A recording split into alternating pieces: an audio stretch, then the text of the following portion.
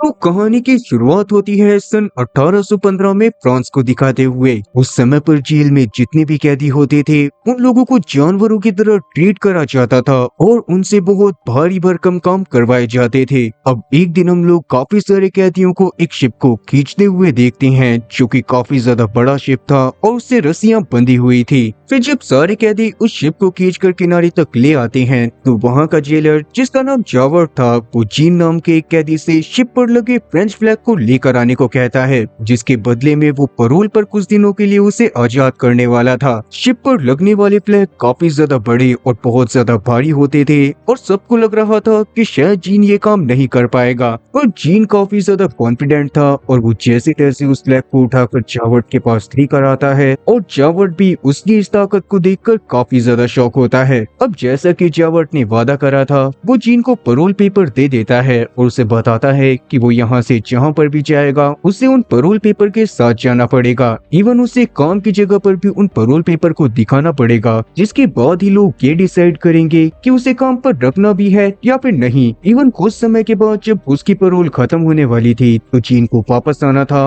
और अपनी 19 साल की सजा को पूरा करना था। उस समय पर हम लोग ये बात भी जान पाते हैं कि जीन को असल में बस जेल में इसी वजह से डाला गया था क्योंकि उसने बस अपनी बहन के मरते हुए बच्चे के लिए एक छोटा सा ब्रेड का टुकड़ा चुराया था। इस गुनाह के लिए उसे 5 साल की सजा हुई थी और उसकी सजा बढ़ती गई क्योंकि उसने काफी बार इस जेल से भागने की कोशिश करी। जीन को वैसे तो इस बात पर काफी ज्यादा गुस्सा आता था, पर अभी के लिए वो उन पैरोल पेपर को लेकर वहाँ से निकल जाता है और काफी जगह पर काम ढूंढने की कोशिश करता है। लेकिन वो जिस भी गांव में जाता था वहाँ से उसे भगा दिया जाता था क्योंकि उसके पास पैरोल पेपर्स थे और पैरोल पेपर पर साफ साफ मेंशन था कि वो बहुत खतरनाक आदमी है। गांव वाले उसे एक तो काम नहीं दे रहे थे, ऊपर से वो जहाँ पर भी सोने की कोशिश करता था वहाँ पर से भी उसे मारकर भगा दिया जाता था। जीन इस सब से काफी ज्यादा परेशान हो जाता है और वो माउंटेन के ऊपर बने एक चर्च पर जाकर सो जाता है। बाहर बहुत ज्यादा सर्दी थी और उस समय पर अचानक से फादर की नजर जीन के ऊपर पड़ती है जो कि उसे गरीब इंसान मानकर अंदर बुला लेते हैं और उसको खाने को भी देते हैं। जीन ने वैसे तो फादर को अपनी सारी सच्चाई बता दी थी, पर उसके बावजूद फादर उसकी मदद करने का डिसाइड करते हैं और उसे चर्च के अंदर सोने की अनुमति दे देते हैं। पर क्योंकि अभी जीन की लाइफ में वैसे ही काफी सारी दिक्कतें थी और उसे पैसों की भी काफी ज्यादा जरूरत थी, इसीलिए रात में फादर के सोने के बाद वो चर्च में मौजूद सारी चांदी को चुरा लेता है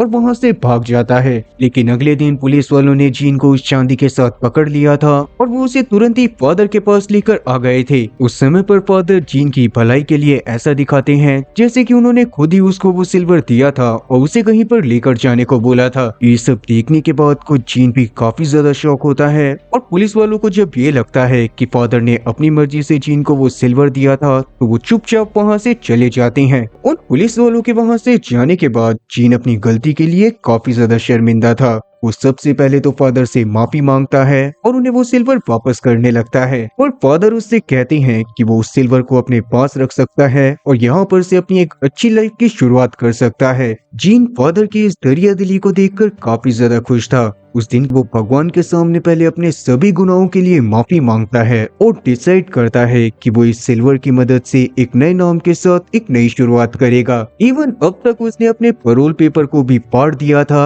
और डिसाइड करा था कि आगे की जिंदगी को वो पूरी ईमानदारी के साथ गुजारेगा। जिसके बाद अब कहानी यहाँ से 8 साल आगे जाती है और हम लोग एक फैक्ट्री में काफी सारी औरतों को काम करते हुए देख पाते हैं। वहाँ का जो फोरमैन था उसकी उन औरतों के ऊपर काफी गंदी नजर थी और उस समय पर वो फैंटाइन नाम की एक औरत को काफी ज्यादा छेड़ रहा था। फोरमैन वहाँ पर जानबूझकर कवारी औरतों को रखता था ताकि अगर उसे वहाँ पर कोई पसंद आ जाए तो वो उनसे शादी कर सके। अब काम करने के दौरान एक औरत अचानक से फैंटाइन के हाथ में एक लेटर नोटिस करती है और वो जल्दीबाजी में उससे उस लेटर को छीन लेती है। वो लेटर असल में फैंटाइन के लिए फैंटाइन की बेटी की तरफ से था जिसका नाम कोसेट था। फैंटाइन का जब बॉयफ्रेंड हुआ करता था तो उस समय पर फैंटाइन प्रेग्नेंट हो गई थी पर बाद में उसके बॉयफ्रेंड ने उसको छोड़ दिया था। इस बारे में अब तक किसी को भी नहीं पता था, पर जैसे ही उस औरत को ये बात पता चलती है तो वो लोग फैंटाइन को उल्टा सीधा बोलने लगते हैं। इवन इस बारे में वो फोरमैन से भी कंप्लेन करने वाले थे, और क्योंकि इससे फैंटाइन की नौकरी जा सकती थी इसीलिए वो उस औरत को ऐसा करने से रोकी रही होती है कि उतने में ही उस जगह पर जीन पहुंच जाता है, जो कि असल में अब टाउन का मेयर बन गया था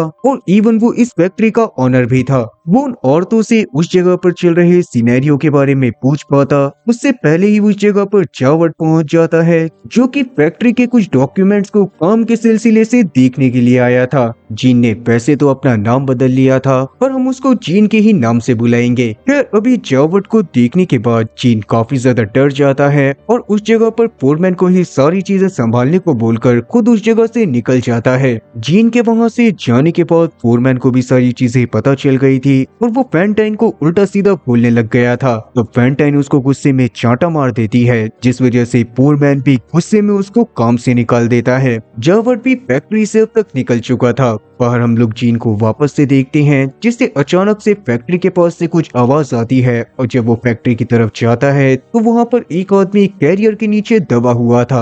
ये देखने के बाद जीन उस भारी भरकम कैरियर को उठाकर साइड में फेंकता है और ये सारी चीजें करते हुए जावट भी उसको देख रहा था। वैसे तो वो जीन को टाउन के मेयर के रूप में ही पहचानता था, पर आज टाउन के मेयर की इतनी ज्यादा ताकत देखने के बाद उसे कहीं न कहीं उस कैदी की याद आ गई थी जिसको उसने 8 साल पहले पैरोल पर रिहा करा था, मतलब कि हमारे जीन की ही। पर अभी जावट को पता नहीं था कि वो मेयर ही जीन है और जावट ने डिसाइड कर लिया था कि वो जीन के बारे में और भी काफी सारी चीजें पता करेगा ताकि वो ये चीज पता लगा सके कि सच में वहाँ का मेयर वही कैदी है या फिर नहीं। वहीं फैंटाइन के पास जॉब ना होने की वजह से उसकी हालत काफी ज्यादा खराब हो जाती है। पहले तो उसे भीख मांगनी पड़ती है, उसके बाद अपने बाल मुंडवाने पड़ते हैं और जब उसके बावजूद भी उसके पास पैसे नहीं होते तो उसे एज अ प्रोस्टिट्यूट भी काम करना पड़ता है। उसे किसी भी हालत में अपनी बेटी का इलाज कराना था जिसको उसने अपने रिश्तेदारों के पास छोड़ा हुआ था और उसके ही इलाज के लिए वो पैसे जमा कर रही थी। पर एक रात उसके साथ एक ग्राहक काफी ज्यादा बदतमीजी से पेश आता है, जिस बात से गुस्सा होते हुए फैंटाइन उसके एक चांटा मार देती है।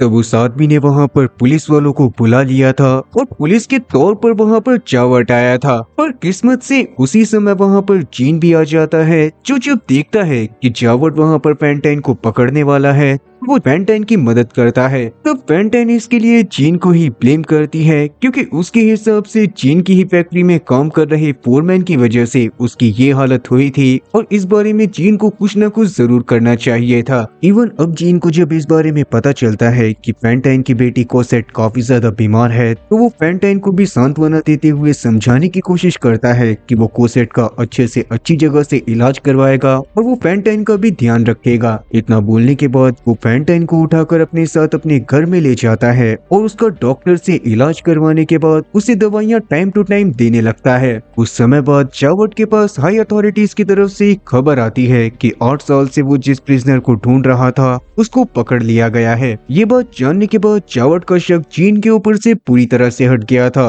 और वो जीन के ऊपर शक करने के लिए जीन से माफी मांगने के लिए जाता है और सजा की मांग करता है। जीन ने वैसे तो उसे माफ कर दिया था, पर जब जावट वहाँ से चला जाता है तो जीन को इस बात के लिए बहुत ज्यादा बुरा लगने लगता है कि उसकी जगह पर एक निर्दोष आदमी को पकड़ लिया गया है जो कि शायद उसकी ही तरह दिखता होगा। और जैसा कि उसने 8 साल पहले चर्च में फैसला करा था कि वो आगे की अपनी लाइफ को ईमानदारी के साथ जिएगा, तो वो कोर्ट में जाकर अपने नाम के साथ अपने प्रिजनर नंबर को भी बोल देता है ताकि उसे पकड़ लिया जाए और उसकी जगह पर जिस आदमी को पकड़ा गया है उसको छोड़ दिया जाए। किस्मत से उस समय जावट वहाँ पर नहीं था, नहीं तो वो लपक कर शायद उसको पकड़ लेता, पर बाकी सबको तो इस बात पर भरोसा ही नहीं होता और वो जीन को वहाँ से जाने के लिए बोल देते हैं। ये दिन जीन के लिए बिल्कुल भी अच्छे नहीं जा रहे थे और आज जब वो फैंटाइन से मिलने के लिए अस्पताल में जाता है तो वहाँ पर फैंटाइन की हालत काफी ज्यादा खराब होती है और वो कुछ समय बाद अपना दम तोड़ देती है। मरने से पहले उसने बस जीन से वादा लिया था कि जीन हमेशा उसकी बेटी कोसेट का ध्यान रखेगा और उसका अच्छी से अच्छी जगह इलाज करवाएगा।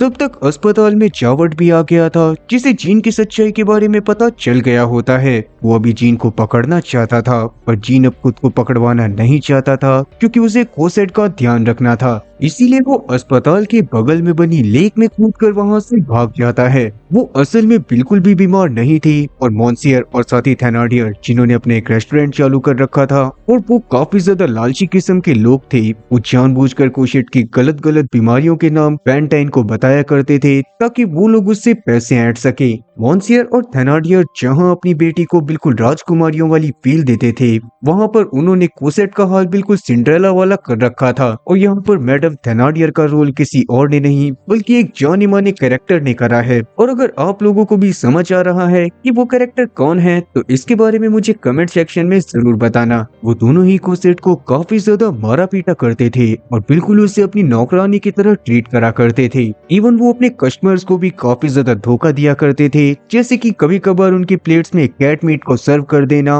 और साथ ही उनके वैल्यूएबल थिंग्स को चुरा लेना। फिर अब उस रात उनके घर में जीन पहुंच जाता है जिसके बारे में अभी किसी को कुछ भी नहीं पता था। वो कोसेट को उसकी माँ पेंटाइन के मरने के बारे में बताता है और उसको अपने साथ चलने के लिए कहता है। पर मॉन्सियर और थेनाडियर वहाँ पर ऐसा दिखाते हैं जैसे कि वो कोसेट से काफी ज्यादा प्यार करते हो। इवन अब उन्होंने जीन को भी पेंटाइन की तरह ही कोसेट की दवाइयों के खर्चे गिनाना चालू कर दिया था और तब जीन वहाँ पर उन लोगों को वो पैसे देने के लिए तैयार हो जाता है जितने का उन्होंने कोसेट के ऊपर खर्चा करा था। वैसे तो ये सारी चीजें झूठी थी मगर जीन को जल्दी से जल्दी कोसेट को लेकर वहाँ से निकलना था। पैसे देने के बाद जीन कोसेट को लेकर वहाँ से निकल जाता है, जिसके थोड़ी देर बाद मॉन्सियर और थेनाडियर के रेस्टोरेंट में जावट पहुंच गया था जो कि वहां पर जीन की तलाश करते हुए ही आया था। और फिर जब मॉन्सियर और थेनाडियर को ये बात पता चलती है कि उन लोगों ने फ्री फंड में एक क्रिमिनल की मदद कर दी तो वो और ज्यादा परेशान होने लगती हैं। उन्हें तो ये लग रहा था कि शायद वो लोग उस क्रिमिनल की मदद से और ज्यादा पैसे कमा सकते थे, पर उन लोगों ने वो मौका गवा दिया।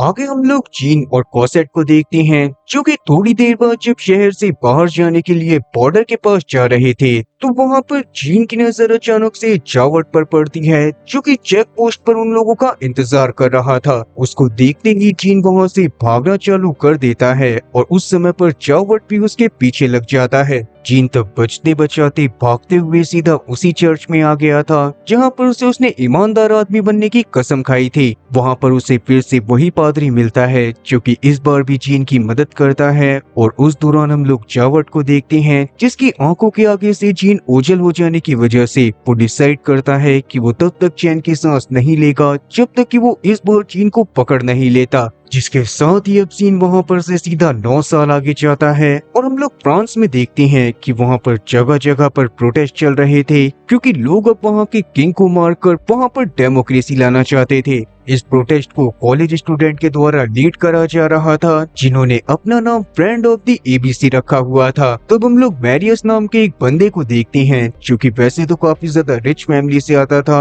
और शायद उसे किंग की तरफ होना चाहिए था, पर वो इन चीजों पर बिल्कुल भी बिलीव नहीं करता और वो भी यही चाहता था कि फ्रांस में डेमोक्रेसी आ जाए।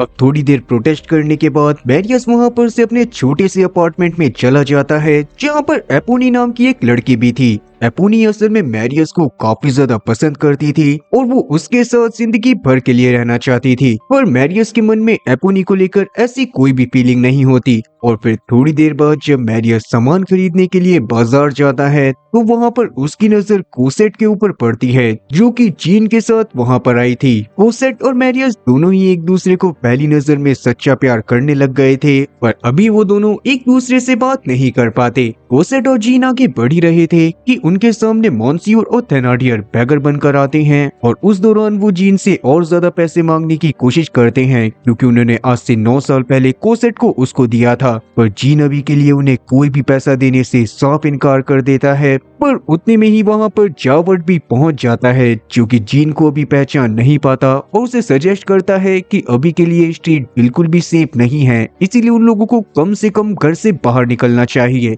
जीन तो तब तुरंत ही कोसेट को लेकर उस जगह से निकल जाता है और इसके बाद जब जावट थेनाडियर और मॉन्सियर से बात करता है तो उसे ये बात पता चल जाती है कि अभी अभी उसके सामने से जो आदमी गया वो असल में वही कैदी है जिसके पीछे वो पिछले 9 साल से पड़ा हुआ है। उसी समय पर हमें ये बात भी पता चलती है कि एपोनी कोई और नहीं बल्कि मॉन्सियर और थेनाडियर की बेटी है। और बाद में जब एपोनी अभी के लिए मैरियस के पास जाती है तो मैरियस उससे जल्दी से जल्दी कोसेट के घर के बारे में पता करने को बोलता है, क्योंकि वो पहली ही नजर में कोसेट को दिल दे बैठा था। पर एपोनी इस बात को समझ नहीं पाई थी। वो इस काम को करने के लिए मान गई थी, क्योंकि वो सच में मैरियस की तरफ काफी ज्यादा अट्रैक्टेड थी। और अब रात में जब मैरियस अपने साथियों के साथ प्लान बना रहा था कि अगले दिन उसे शाही सवारी को किस तरह से रोकना है, तो उतने में ही उसके पास एपोनी आती है, जिसने अभी के लिए कोसेट के घर का पता लगा लिया था। और ये बात जानते ही मैरियस खुशी खुशी एपोनी के साथ कोसेट के घर के बाहर चला गया था,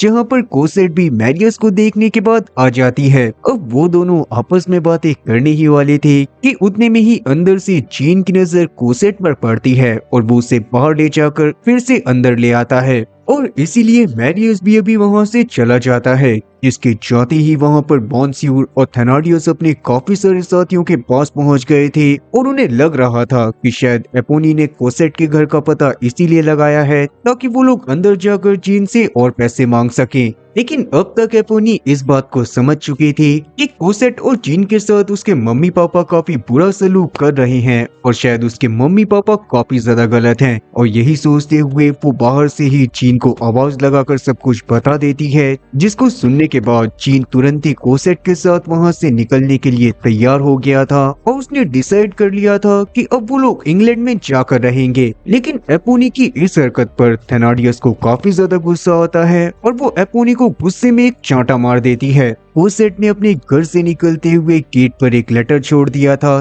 ताकि जब मैरियस वहां पर आए तो उसे पता चल जाए कि कोसेट इंग्लैंड चली गई है। इवन कोसेट ने उस लेटर में अपने लव को भी कन्फेस करा था कि वो भी मैरियस को काफी ज्यादा चाहती है। वो लेटर तब एपोनी को मिलता है, जिसको वो अपने पास रख लेती है और वो इस बारे में जाकर मैरियस को बता देती है कि कोसेट अब इंग्लैंड के लिए चली गई है। इस बारे में सुनते ही मैरियस भागता हुआ कोसेट के घर की तरफ जाता है, पर तब तक कोसेट वहां से जा चुकी थी। और मैरियस की इस हरकत को देखने के बाद एपोनी को इस बात का पता चल गया था कि मैरियस के दिल में उसके लिए कोई भी जगह नहीं है। और क्योंकि अब एपोनी की लड़ाई उसकी फैमिली से भी हो गई थी, तो इसीलिए वो लड़कों की तरह कपड़े पहनकर अगले दिन प्रोटेस्ट में शामिल होने का डिसाइड करती है। अगले दिन हम लोग सभी लोगों को देखते हैं जिन्होंने मन बना लिया था कि वो शाही सवारी को पूरी तरह से रोक देंगे और उनके सामने एक फ्रीडम सॉन्ग गाएंगे ताकि वो लोग भी उन्हें पूरी तरह से आजाद कर दें और फ्रांस में भी डेमोक्रेसी आ जाए। उस दौरान हम लोग जावट को भी देखते हैं, जो कि प्रोटेस्टर बनकर उन्हीं प्रोटेस्ट करने वाले लोगों के बीच में छुपा हुआ था, पर था तो वो गवर्नमेंट का एजेंट ही। उसे गवर्नमेंट ने जानबूझकर उस जगह पर भेजा था ताकि वो प्रोटेस्टर के साथ रहकर पल पल की खबर गवर्नमेंट को देता रहे।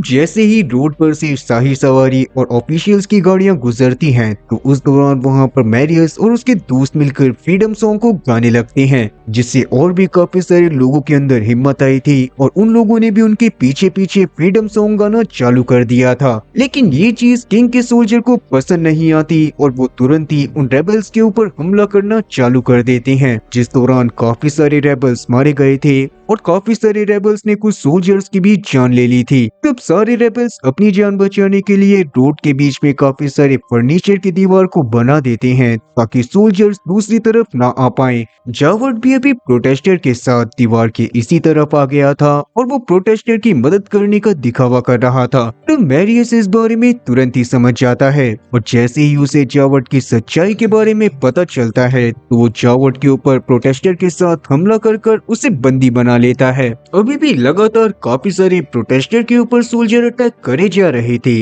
और काफी सारे रेबल्स ने उन लोगों की भी जान ले ली थी। तो थोड़ी देर माहौल शांत करने के लिए मैरियस वहां पर अपनी जान का खतरा मोल लेता है और वो एक गन पाउडर के बैरल को सोल्जर के सामने लेकर जाता है और उसके हाथ में एक मशाल भी थी। उस समय पर मैरियस ने सोल्जर को सरेआम ये धमकी दे दी थी कि अगर अभी के लिए वो पीछे नहीं हटेंगे तो वो यहीं पर गन पाउडर वाले बैरल पे मसाल छुआ देगा और सभी लोग मारे जाएंगे। ये बात सुनने के बाद सोल्जर काफी ज्यादा डर गए थे और मैरियस और उसके साथियों का सोल्जर से पीछा छूट गया था। पर जाते जाते एक सोल्जर ने मैरियस के ऊपर गोली चलाने की कोशिश करी थी। उस समय पर एपोनी बीच में आ जाती है और वो गोली एपोनी के लग जाती है, जो देखने के बाद मैरियस काफी ज्यादा परेशान हो जाता है और एपोनी को पकड़कर रोने लगता है। एपोनी भी आखिरी बार उससे अपने लव को कन्फेस करती है और उसको वो लेटर दे देती है जो कि कोसेट उसके लिए छोड़कर गई थी। और इसके तुरंत बाद एपोनी ने मैरियस के बाहों में ही अपना दम तोड़ दिया था। और ये बात जानते ही सबसे पहले वो एक लेटर लिखता है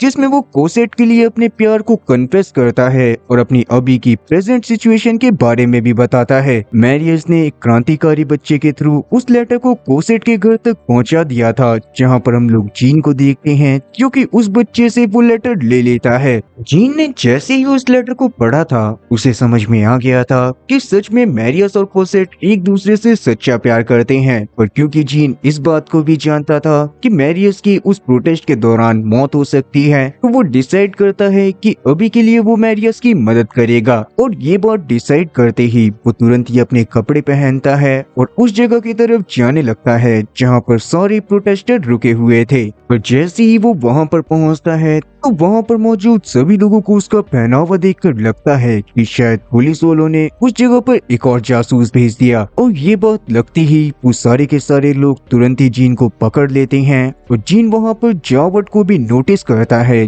जिसको पकड़कर साइड में बांधा गया था। वो लोग जीन को पकड़कर भी बांधने ही वाले थे कि जीन अचानक से ऊपर की तरफ एक स्नाइपर को नोटिस करता है जो कि वहाँ पर मौजूद प्रोटेस्टर को जान से मारने आया था। उस स्नाइपर के गोली चलाने से पहले जीन इस बारे में बाकी प्रोटेस्टर को बता देता है और एक प्रोटेस्टर तुरंत ही उस स्नाइपर को शूट करके जान से मार देता है, जिससे एक तो अब किसी प्रोटेस्टर की जान नहीं गई थी और साथ ही अब सभी लोगों को जीन के ऊपर भरोसा हो गया था कि वो कोई पुलिस का आदमी नहीं है। अब जीन को तो उन लोगों ने छोड़ दिया था, पर सभी लोग यही चाहते थे कि वो लोग जावट को जान से मार दें। अब ये सिचुएशन देखने के बाद जीन वहाँ पर मैरियस से रिक्वेस्ट करता है कि वो खुद ही जावट को जान से मारना चाहता है। जावट को लग रहा था कि आज तो वो जान से मारा जाएगा, और जैसे ही जीन उसे साइड में लेकर जाता है तो वो उसे फ्री करके वहाँ से जाने को बोलता है। जावट इस सीन को देखने के बाद काफी ज्यादा शॉक हो गया था, पर उस दौरान हम लोग ये बात जान पाते हैं कि असल में जीन इस बात को जानता है कि जावट बस अपना काम कर रहा था और उसी काम के चलते उसे इतने टाइम तक जीन के पीछे लगा रहना पड़ा। पर जीन बस एक मौका चाहता है कि वो साबित कर सके कि वो एक अच्छा इंसान है। इतना बोलने के बाद जीन साइड की तरफ एक गोली चलाता है ताकि बाकी सभी प्रोटेस्टर को लगे कि उसने जावट को जान से मार दिया है, और जावट भी तब वहाँ पर से भाग गया था। फिर अगले दिन जब सभी प्रोटेस्टर और पुलिस वालों के बीच में लड़ाई होती है तो उस दौरान प्रोटेस्टर काफी ज्यादा परेशान होते हैं क्योंकि उनके पास ना तो गोली बची थी और ना ही उनके पास इतने ज्यादा हथियार थे कि वो इतनी बड़ी पुलिस फोर्स का सामना कर सकें। उस दौरान हम लोग उस छोटे बच्चे को देखते हैं जो कि क्रांतिकारियों के ग्रुप में शामिल था, और अभी के लिए वो तुरंत ही मरे हुए पुलिस वालों के पास जाता है ताकि उनके पास मौजूद हथियारों को वो अपनी टीम के पास लेकर आ सके। सामने खड़ी पुलिस फोर्स उस टाइम पर कुछ भी ध्यान नहीं देती कि वो बच्चा है या फिर नहीं, वो तुरंत ही उसे शूट करके जान से मार देती है, जो देखने के बाद जीन और बाकी सबका दिल दहल उठा था। पुलिस वालों की इस हरकत की वजह से सभी प्रोटेस्टर ने उनके ऊपर अंधाधुंध फायरिंग करना चालू कर दिया था, और जल्दी ही उन लोगों का गोला बारूद खत्म हो जाता है। और अब पुलिस वालों के पास उस समय पर तोप भी आ गई थी, इसीलिए वो बहुत आराम से सभी प्रोटेस्टर को ओवर पावर कर लेते हैं। चारों तरफ भारी भगदड़ मच गई थी और सभी प्रोटेस्टर इधर उधर भागते हुए गलियों में सभी लोगों से मदद मांग रहे थे कि वो लोग उन्हें अपने घर में आने दें, जिससे उन लोगों की पुलिस वालों से जान बच जाए। और कोई भी इंसान पुलिस के डर के मारे उन लोगों की मदद करने के लिए तैयार ही नहीं था। अब वैसे तो मैरियस के सारे दोस्त इस लड़ाई के दौरान मारे जा चुके थे, पर मैरियस खुद भी काफी ज्यादा घायल हो गया था। वो एक ऑब्जेक्ट से टकराकर बेहोश हो जाता है और सोल्जर उसे भी जान से मारने वाले होते हैं कि जीन तुरंत ही उसकी जान बचाने के लिए उसे उठाता है और सीवर लाइन के थ्रू आगे की तरफ बढ़ने लगता है। वहीं बाहर हम उस छोटे बच्चे और बाकी सारे लोगों की लाशों को देखते हैं जिन्हें जावट बहुत ध्यान से देख रहा था, और तभी अचानक से उसकी नजर उस छोटे बच्चे की लाश पर पड़ती है जो कि क्रांतिकारियों के साथ मिला हुआ था। उसकी लाश को देखकर जावट को काफी ज्यादा बुरा महसूस हो रहा था, और इसीलिए वो लड़के के जज्बे के लिए उसके ऊपर अपने एक मेडल को रख देता है जो कि सिर्फ हाई रैंकिंग ऑफिसर्स को ही दिया जाता था। वहीं जब मैरियस को जीन लेकर सीवर के रास्ते के थ्रू अस्पताल की तरफ जा रहा था तो सीवर में ही उसकी मुलाकात मॉन्सियोर से हो जाती है, जो कि उसे आगे का रास्ता बताने के नाम पर उससे एक उसकी वैल्यूएबल रिंग छीन लेता है। जीन के पास सोचने के लिए ज्यादा टाइम नहीं था, इसीलिए उसने मॉन्सियोर को वो महंगी रिंग दे दी थी। और जैसे ही वो सीवर के रास्ते से बाहर आता है वैसे ही वहाँ पर जावट उसे मिल जाता है, जिसे मॉन्सियोर और साथ ही जीन के लड़ाई करने की आवाज आ गई थी। जावट अभी भी जीन को पकड़ना चाहता था। उसने जीन के ऊपर गन पॉइंट कर दिया था और उससे कहा था कि अगर अब वो एक कदम भी आगे बढ़ाएगा तो जावट उसको शूट करके जान से मार देगा। पर जीन बस उससे 1 घंटे का टाइम मांगता है ताकि वो मैरियस को सबसे पहले अस्पताल पहुंचा सके और बाद में वो आत्मसमर्पण करने वाला था। यही बोलते हुए वो जावट की बात को ना सुनकर आगे की तरफ बढ़ता रहता है और जावट उसे चाहकर भी शूट नहीं कर पाता। जीन वहां से निकल गया था और कहीं ना कहीं जावट को भी रियलाइज हो गया था कि उसने जीन के साथ काफी ज्यादा गलत करा और यही सोचते हुए जावट उस जगह पर सुसाइड कर लेता है। और आगे जब मैरियस की हालत सही होती है और उसे पता चलता है कि उसके सारे दोस्त मारे गए तो वो काफी ज्यादा परेशान होने लगता है। फिर जब वो अपने घर पे जाता है तो वहाँ पर कोसेट उसका वेट कर रही थी, जिसे जीन ने मैरियस के ही घर पर भेज दिया था और उसे ये बात पता थी कि कोसेट और मैरियस एक दूसरे से बहुत ज्यादा प्यार करते हैं और एक दूसरे के साथ वो बहुत ज्यादा खुश रहेंगे। इवन जीन ने मैरियस से अकेले में मिलकर उसे ये बात भी बता दी थी कि जीन एक क्रिमिनल है और अगर वो उन लोगों के साथ रहेगा तो आगे चलकर उन्हें भी काफी ज्यादा दिक्कत हो सकती है। मैरियस भी इस बात को समझ रहा था और इसीलिए वो डिसाइड करता है कि वो कोसेट को उसकी सच्चाई के बारे में कभी भी नहीं बताएगा। इतना बोलने के बाद जीन हमेशा के लिए कोसेट की दुनिया से दूर चला जाता है और अब जीन और मैरियस की शादी के टाइम पर हम लोग देखते हैं कि मॉन्सियोर और थेनाडियस वापस से उस जगह पर आते हैं ताकि वो कोसेट से और ज्यादा पैसे ऐंठ सके। तो मैरियस उन लोगों को पहचान गया था क्योंकि कोसेट ने उन्हें पहले भी उन लोगों के बारे में बताया था। और जैसे ही वो मॉन्सियोर के हाथ में वो वैल्यूएबल रिंग नोटिस करता है जो कि जीन की थी तो वो काफी ज्यादा गुस्से में आ जाता है और जब वो मॉन्सियोर से उस रिंग के बारे में पूछता है तो मैरियस को भी पता चल जाता है कि उसकी जान बचाने वाला इंसान कोई और नहीं बल्कि खुद जीन ही था। और ये बात जानते ही मैरियस तुरंत ही जीन से मिलने के लिए उसी चर्च में जाता है जहाँ पर जीन ने शपथ ली थी कि आगे से वो ईमानदारी की जिंदगी जिएगा। कोसेट भी उसके साथ गई थी और जीन उस चर्च में अपनी आखिरी सांसें ले रहा था। वो कोसेट और मैरियस को अपने बारे में सारी सच्चाई बताता है और उसके साथ ही उसकी मौत हो जाती है। तो असल में ये कहानी बस एक ऐसे कैदी की थी जिसने अपने आप को अच्छा इंसान साबित करने के लिए पूरी जिंदगी बिता दी। ना तो उसने किसी से शादी करी और ना ही अपना घर बसाया। और उम्मीद है कि आप लोगों को ये कहानी जरूर पसंद आई होगी। तो उम्मीद है कि एक्सप्लेनेशन अच्छी लगी होगी और अगर एक्सप्लेनेशन अच्छी लगी हो तो चैनल को सब्सक्राइब करना और बेल नोटिफिकेशन को ऑल पर सेलेक्ट करना और वीडियो को भी लाइक करना। मैं ऐसी ही और मजेदार एक्सप्लेनेशन वीडियोस लाता रहूंगा। खैर तब तक के लिए टाटा और गुड बाय।